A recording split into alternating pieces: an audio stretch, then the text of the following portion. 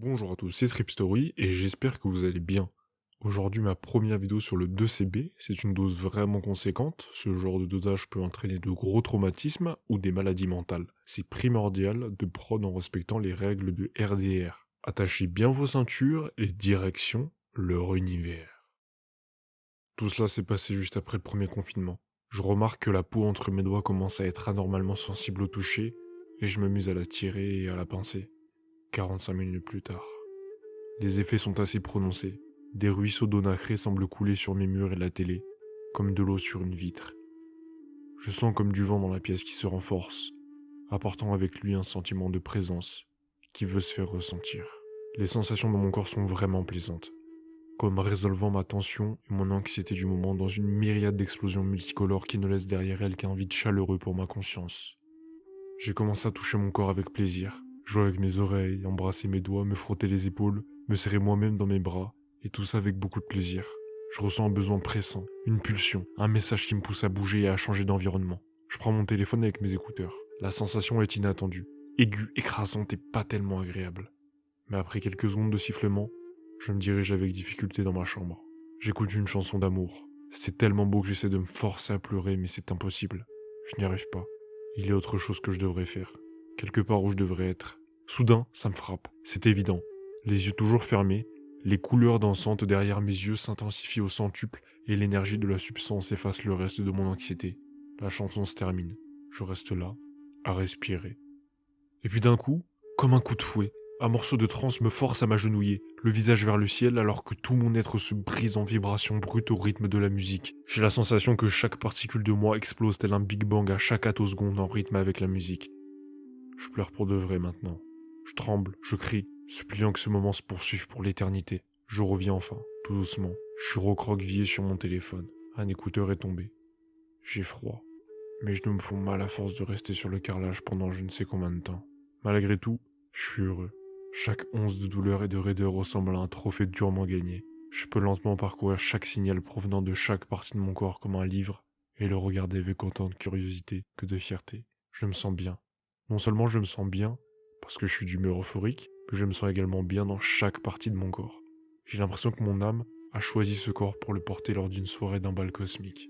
Je me précipite dans la salle de bain et me déshabille jusqu'à la taille. Et en effet, je suis incroyable. Chaque pore, chaque poil, chaque muscle et chaque tendon étaient arrangés avec un ingénieux sens du goût. Je me penche en avant et m'embrasse, puis je me fais un clin d'œil coquin et un geste appelez-moi, avant que l'envie ne me pousse à retourner dans ma chambre. Un peu plus tard, je suis allongé sur mon canapé et je frotte le tissu quand je ressens soudain comme un conflit mental. Je résiste d'abord, ne souhaitant rien de plus que d'apprécier la simple sensation du tissu contre ma peau. Mais cela devient plus pressant, maintenant accompagné d'une impression qui se traduit grosso modo par un très gros coup de pression pour que j'arrête.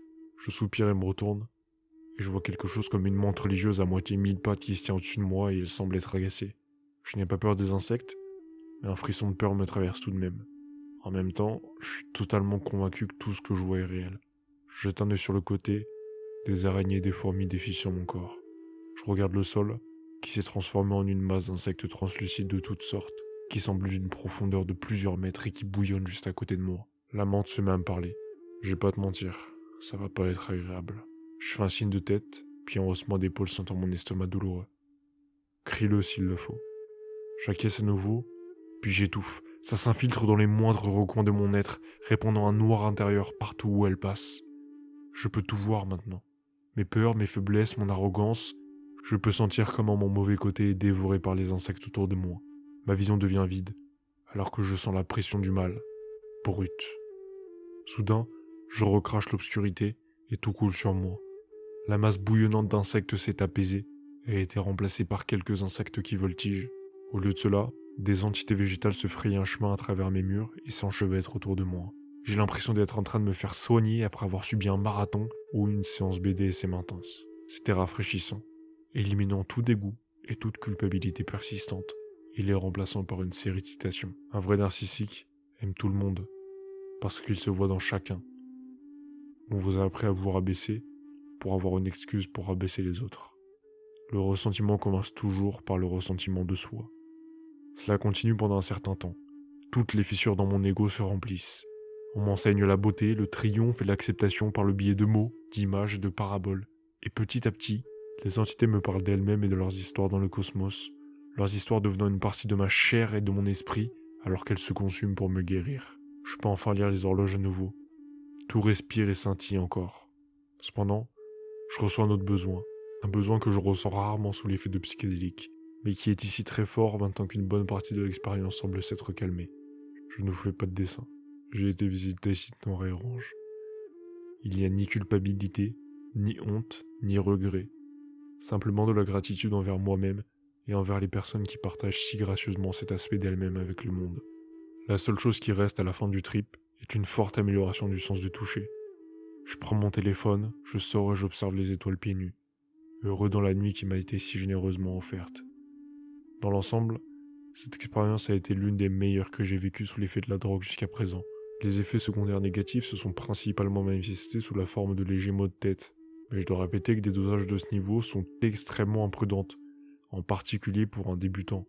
J'étais dans un environnement sûr, avec du matériel testé, mais il ne s'agit pas d'une substance largement étudiée et tout psychédélique a un risque de causer des dommages mentaux, s'il n'est pas utilisé correctement, s'il y a un bad trip traumatisant ou simplement dosé trop fortement. J'espère que ce trip report vous a plu, je le trouve plutôt sympa pour commencer avec cette prod, j'aimerais vraiment sortir plusieurs vidéos sur ce genre de prod, peu représenté sur YouTube avec peu de vidéos. Je manque de temps en ce moment, j'essaie d'être efficace et de ne pas vous lâcher même si ça fait un mois que j'ai pas fait de vidéo, je m'en excuse. Je travaille sur de gros projets et je vais me diversifier au niveau du contenu, vous allez voir ça assez rapidement et j'espère vraiment que ça vous plaira. Je vous souhaite de joyeuses fêtes dans le cas où nous ne nous reverrions pas, prenez soin de vous, vous pouvez détacher vos ceintures et je vous donne rendez-vous dans un prochain univers. C'était Trip Story.